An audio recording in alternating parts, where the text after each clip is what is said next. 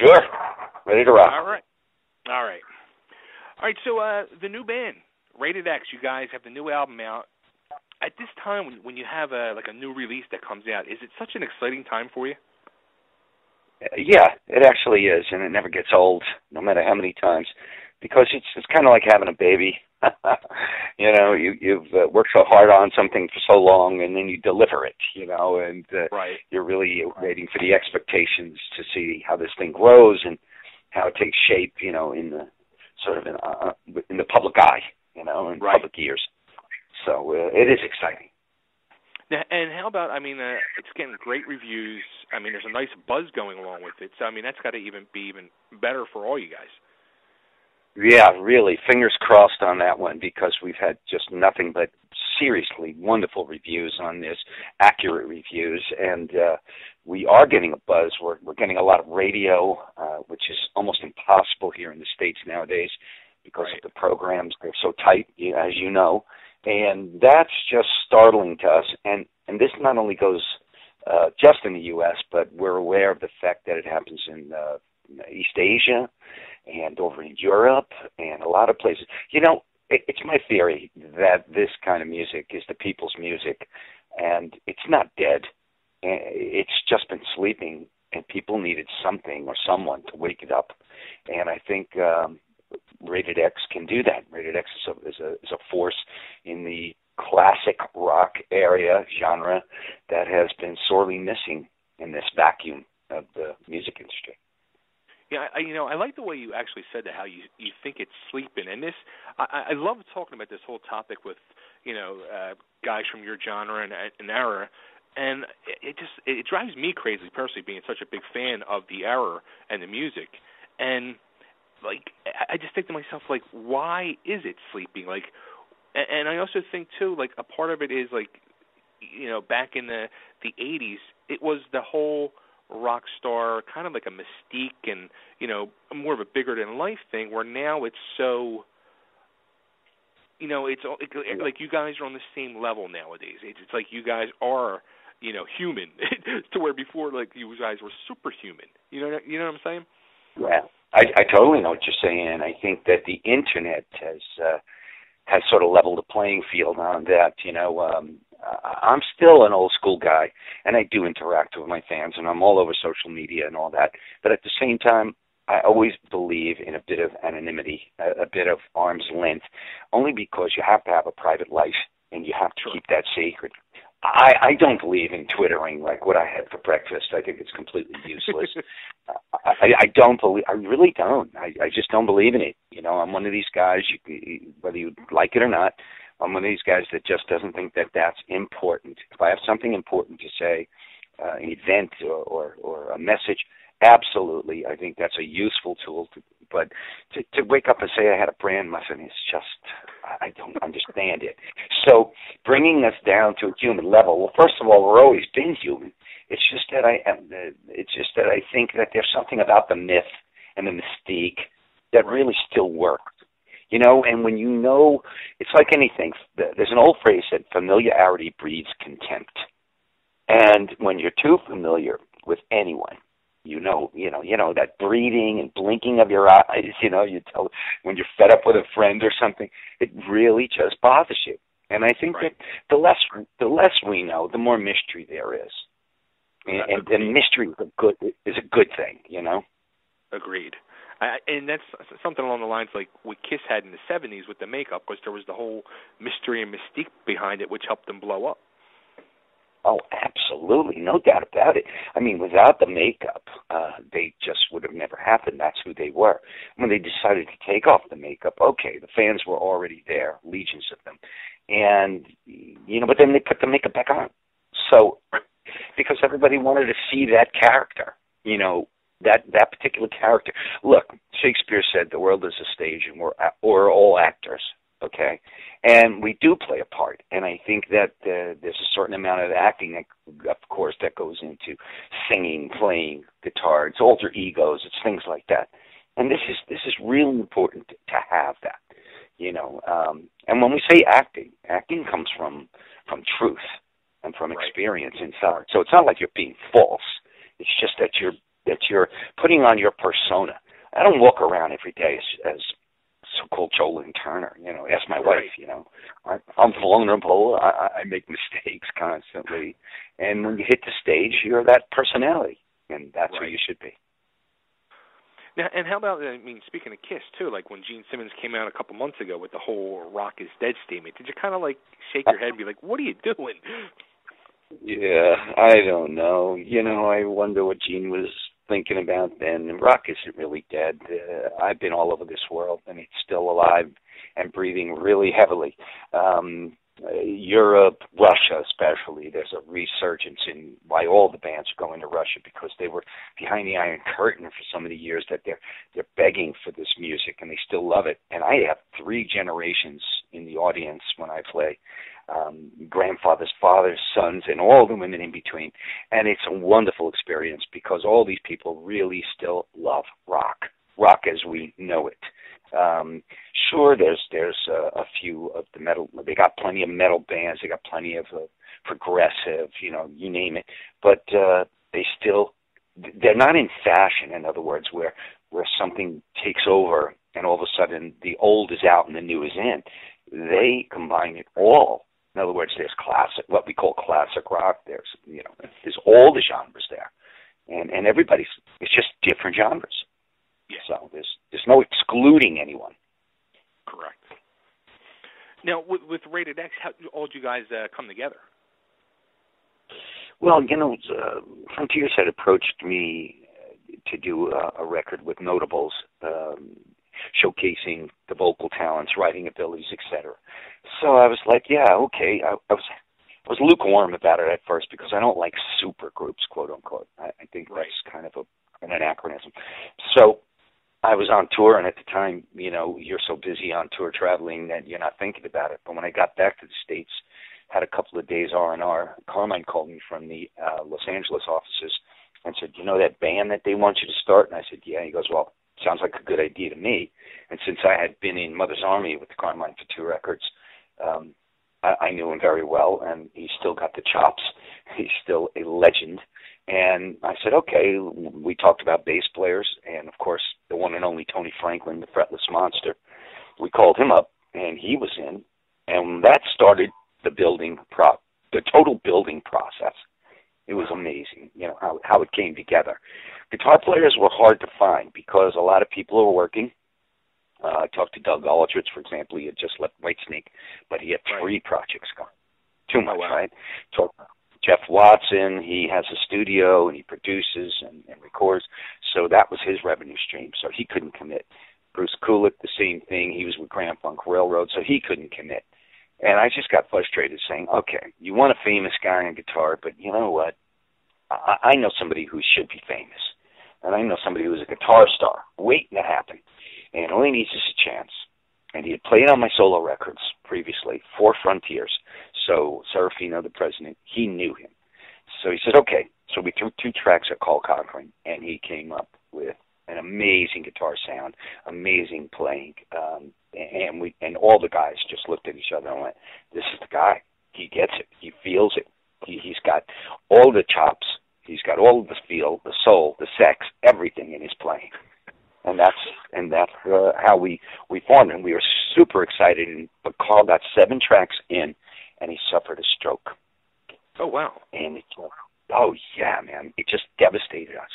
And you know how tragic that can be for someone, especially he's a pretty young guy, and I mean, and a strong guy. So this was like we were in denial for so long. We just couldn't believe it. Anyway, he's been progressing. We've been doing benefits to offset his medical costs, etc.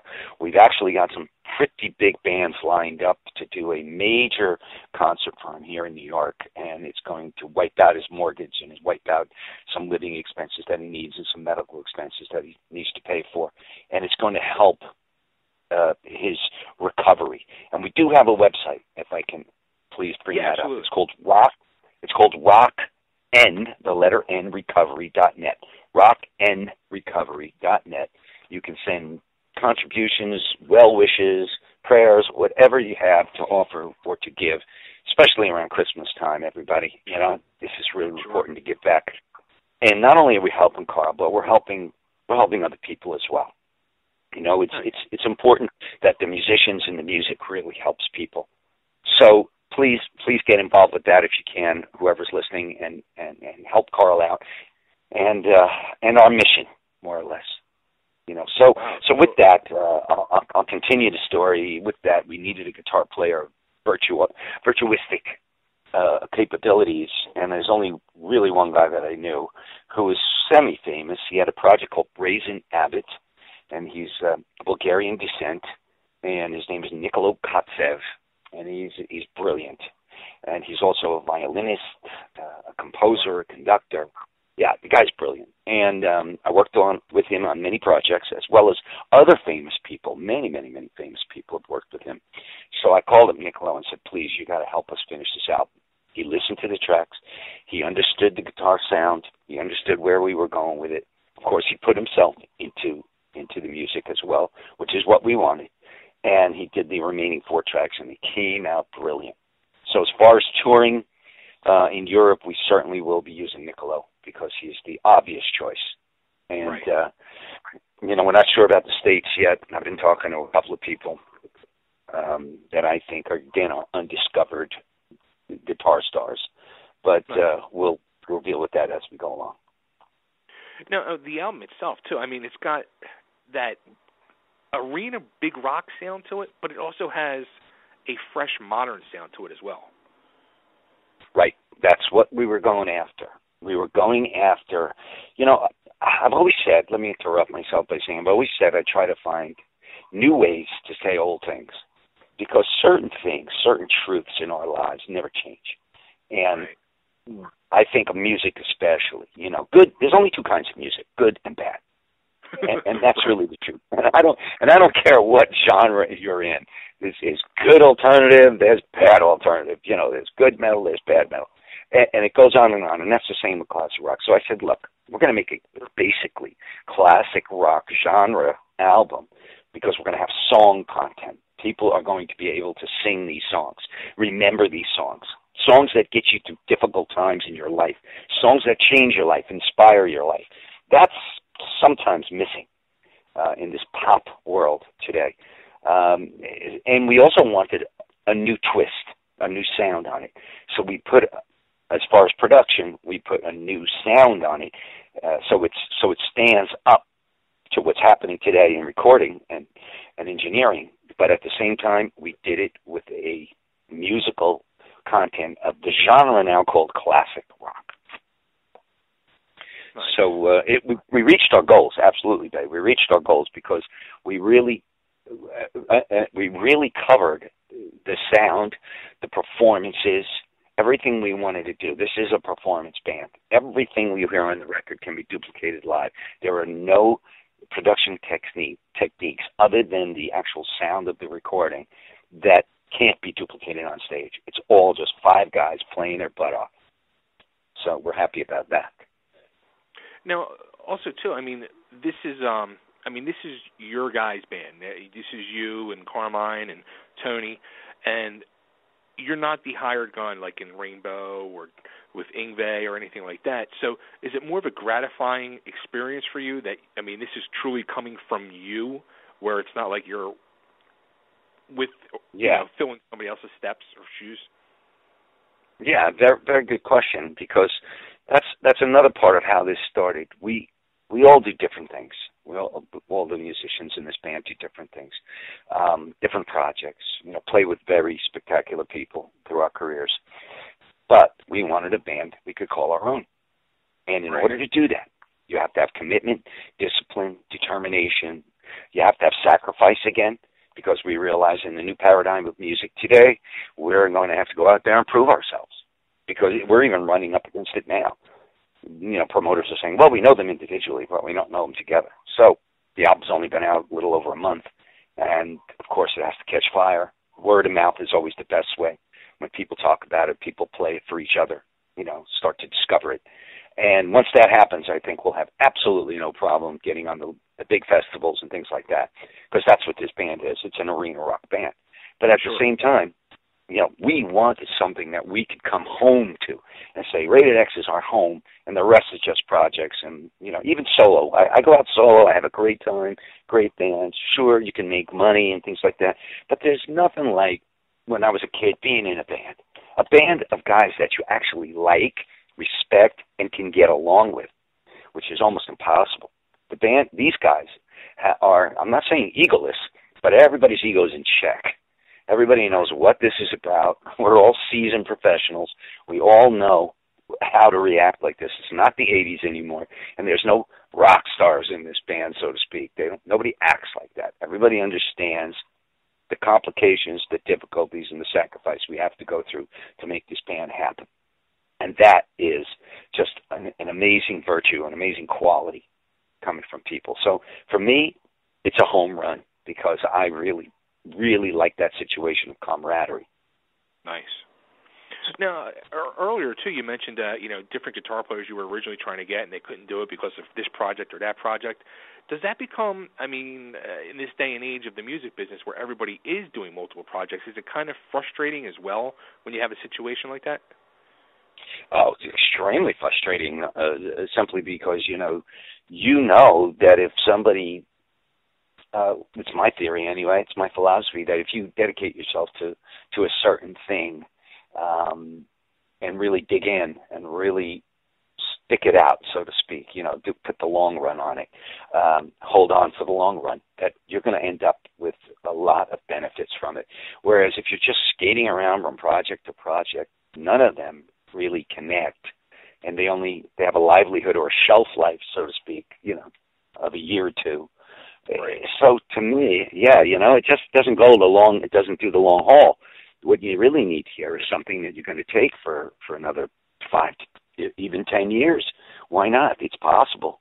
If we get 5 good years out of Rated X and make 5-6 albums plus live or whatever, then we've done something. We've really put a mark on the music industry. Right. And that's really all you need. Not many bands, even the big bands of the past, have done more than those 5-6 albums. Please forget about it. So, that's what we're looking for, is just to make your mark and to leave a credible difference in music. That's what music was about originally, and it's drifted from that. It's drifted into such pop divas and lots of dance type of performances and all. Not saying that's bad. That's a form of entertainment. And I'm not saying, like, for example, Lady Gaga or whatever. She's got messages. I'm not condemning anyone. I'm just saying that there's something about, just 5 guys, something about the Beatles, something about the Stones, something about Led Zeppelin that still matters. Yeah, absolutely. And I think we've forgotten that. I think you're right. I really think you're right there. And I've been told, honestly, hand to God, I've been told that people are being reminded about that when they hear this record. They say, 45 minutes goes by, and I'm smiling at the end of the record because I'm feeling good about everything. Yeah. I'm feeling good, and that's what it used to be. Albums. Nobody listens to albums anymore. It's always like 1 cut, 2 cuts, that's it. And nobody goes deep. And without that, you don't have an artist. All you have is a flash in the pan, 15 minutes of fame, and they're here and gone tomorrow. They'll never end up in a time capsule. Wow. That's pretty deep. You know what I mean? Yeah, it is. Who makes a difference in this world? The people that really stuck it out, They make their mark. They'll end up they're standing the test of time. And that's what I think music should be. You should. I always try to make no matter what I do, whether it's solo albums or even projects that I'm with, whether it's Malmsteen for one album, or it was Rainbow or Deep Purple. Try to make your mark. Try to make something important, a work that is meaningful to people. Right. And as a matter of fact, you said people don't listen to albums anymore, and a lot of bands now are just doing EPs and putting 5 songs out there, and that's it. Even less. That's right. Yeah. What's the point? Didn't Joe Perry just say something about why should we make another album? Why should Aerosmith make another album? He said. We were like, well, okay, scratch your head, but we got it. Yeah, why should they? Everybody wants to hear the hits anyway. He goes, like, and now it's so, not that this band, Aerosmith, would have a tough time getting on Airplay or anything like that to make another hit popular, but he was basically saying his feelings about the current times, Right. And right now in this life and times, it's a different paradigm, and that's what the statement was about. Why should we make another album? Just play our hits and play it out until we retire. Yeah. Well, it's a possibility, because that's kind of the apathy that's been happening today. A lot of people just aren't moved anymore by the bands, and I think that's a shame, because I remember that feeling, of wanting to go to the concert and learning the whole album and waiting for them to play certain songs. Right. And it was a beautiful feeling, and I really wish people would try to get that back into their lives. I'll tell you what, speaking of getting moved by music, and I wanted to bring this up to you anyway, Street of Dreams. I remember I was like 13 years old, and that song was on a K-Tel album, Masters of Metal. And I remember seeing the commercial on it for TV, and that little, 5-second snippet of that song, I was hooked. And I remember being at my local, whatever it was, Kmart or whatever, and I had to get my mom to buy me that record. And it just has been implanted in my brain as one of my all-time favorite songs, for 30 years.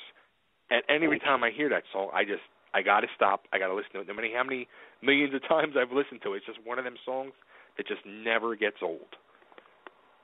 Well, thank you. I mean, those are absolutely humbling words. It's beautiful, but I have to say that there was a moment with that song, even when we wrote it and recorded it, that had all of the makings of a classic, and we kind of knew it, and we're almost intimidated by the song.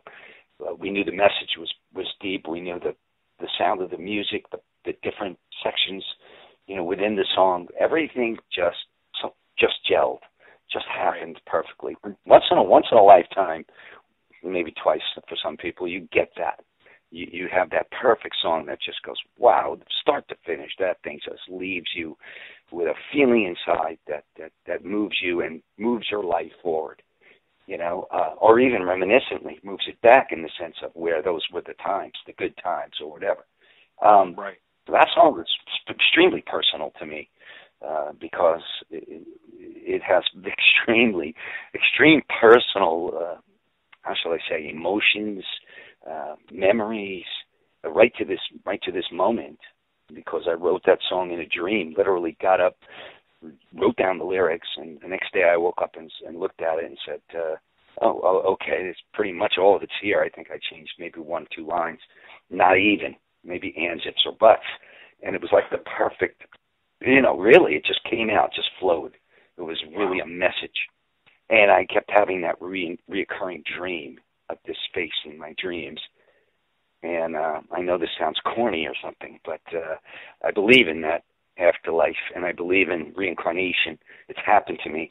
And today I am living as my wife, that exact woman who was in my dreams. I kid you not. And there's an amazing story behind it. It's an amazing story. And hopefully someday it'll be a movie. I'm serious, because it reads like a script, this movie. The whole story of this was amazing, and it really happened to me. So how can you deny something that exists when you've lived it? Right. I mean, a lot of people say, "Oh, that's bullocks." Like, I don't believe in that, and I don't believe in an afterlife, and I don't believe in any life. Well, fine, because you've never experienced anything mystical, magical, or spiritual like that. I think it's a shame, but I have. And many people say the same thing to me, that song has a mystical content that moves them. Yeah, absolutely. And I'm thankful for that. I'm thankful for that gift that was given to me. And you actually you redid it with Richie Blackmore and his Blackmore's Night with his wife. Yeah, good arrangement. Yeah, with Candace. It was a good arrangement. When Richie approached me, he played the arrangement, and I said, "Oh, I like it.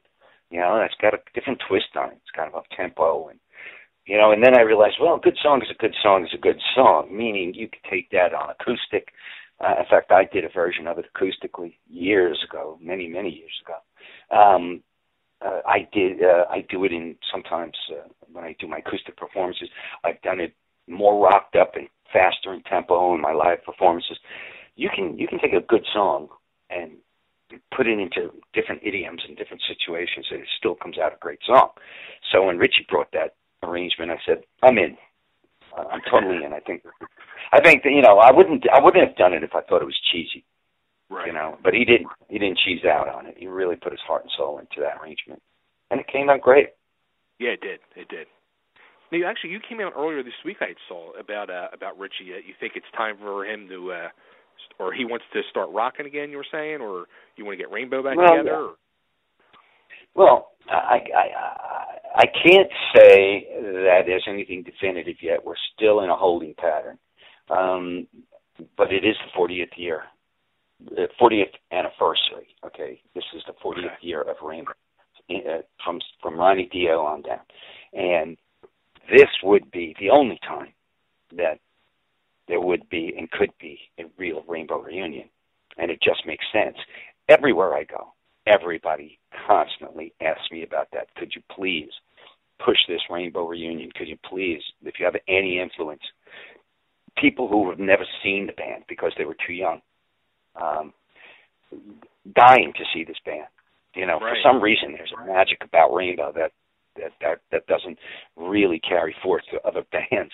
Sometimes there's a mystique, and I agree. I just think that Richie really deserves to be brought up to the iconic guitar player that he is. With all respect and love, I really owe the guy a lot. He's a mentor of mine, always was, and I believe that's the first element of this reunion. The second would be the fans deserve it, okay, because they really were solid rock fans. They have supported that band. They love this band to this day, and the ones who haven't seen it are dying to see it. And C, the band deserves it. The members, the ex-members need to be celebrated. We've had many incarnations of Rainbow, and I think that should be part of the show, the incarnations and the tribute to Rainbow from the beginning with the Ronnie James Dio era right down to my era, to Doogie included, on that last album. All incarnations should be included. And, at the end of the day, it's like I think it would probably be a incredibly historic rock event to bring that back. Absolutely. Absolutely. And it doesn't have to be forever. Of course not. We go out, we put ourselves together. We could put together another album or some remakes or something. We can do special concerts, record it, film it, and leave it for posterity. Sure. And then everybody go back to Blackmore's Night, Rated X, whatever you're doing. No problems. Yeah. But let's get together and do this for 6-7 months. Let's just do it. It's not a lifetime, and there's not going to be another time than 2015. Yeah, it's funny. Speaking of Richie, last week on the show we had Kevin Wood of the band Malfunction, Kevin is the brother of Andrew Wood, who was in the band Mother Love Bone, and he passed away 20 years ago.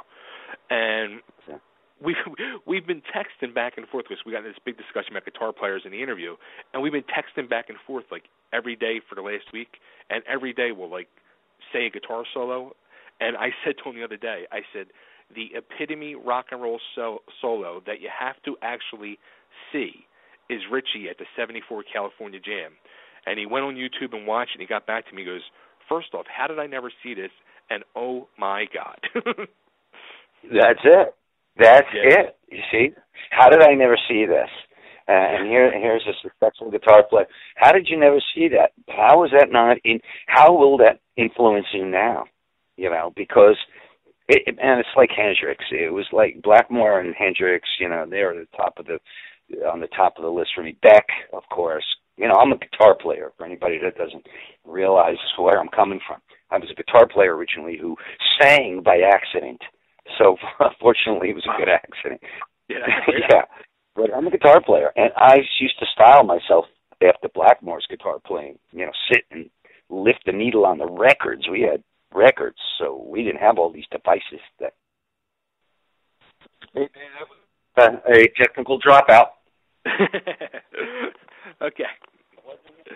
I didn't touch on it. That was a technical dropout.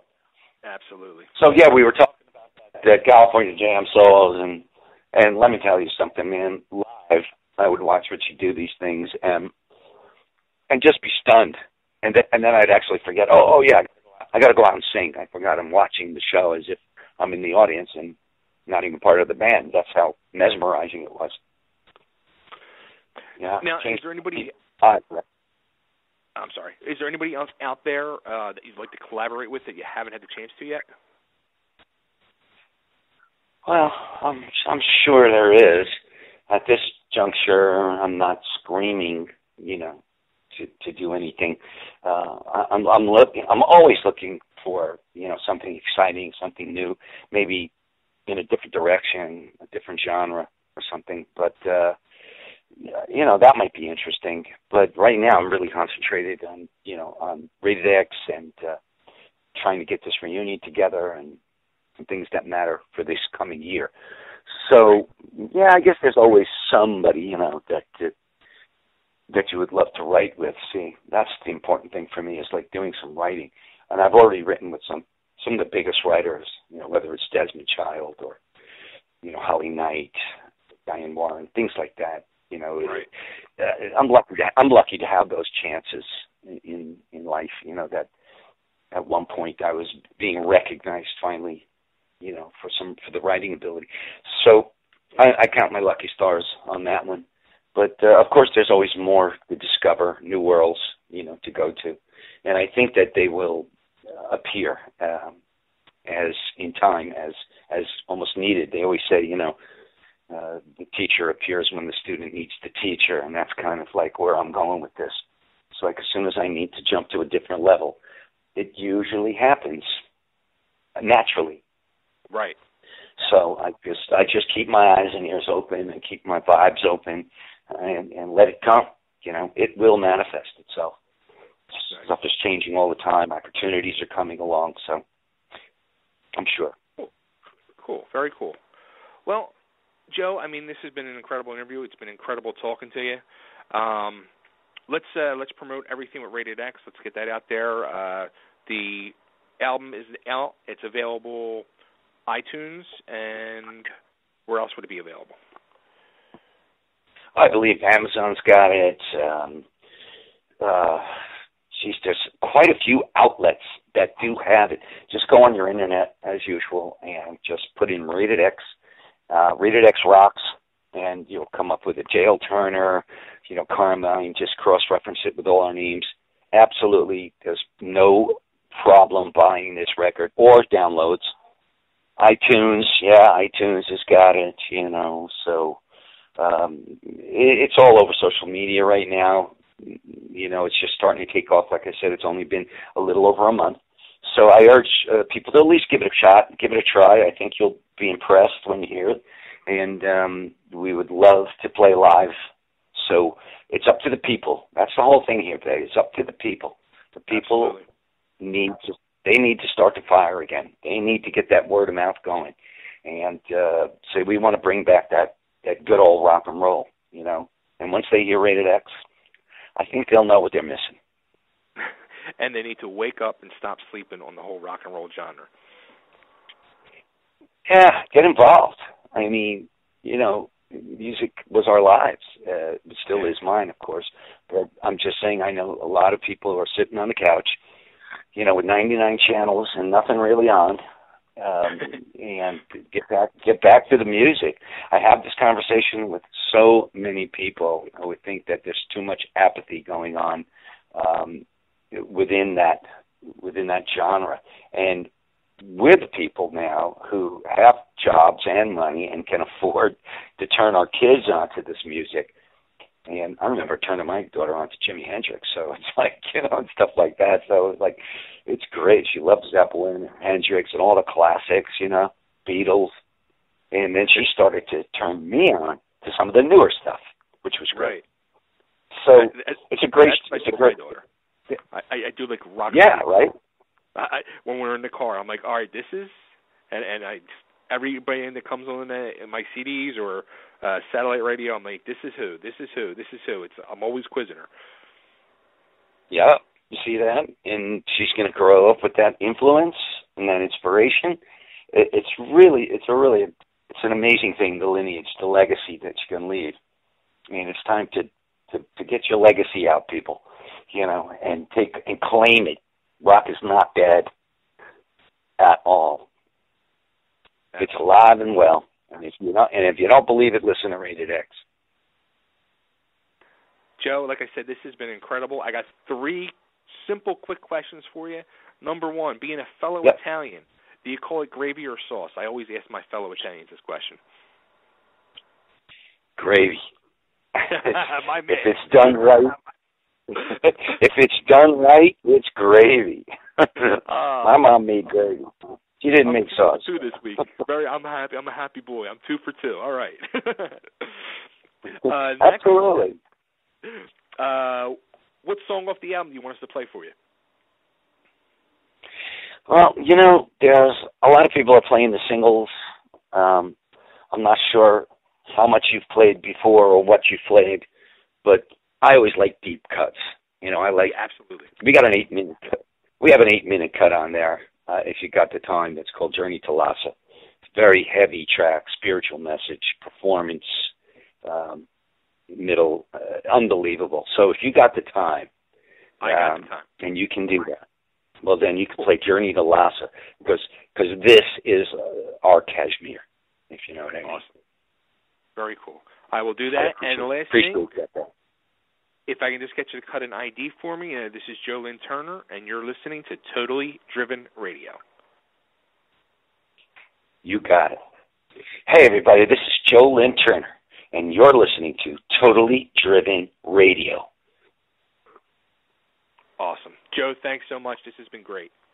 Hey, anytime, man, and thank you very, very much, for all of the support, the love, and getting this thing out there to people. It's guys like you who really, really make guys like us happen. And we, from the whole band, I know they would say the same sentiment. Thank you so much. And please have a very wonderful, safe holiday with you and your family. You too. Thanks. Buon Natale. Take care, Joe. All right, buddy. Thanks. All right.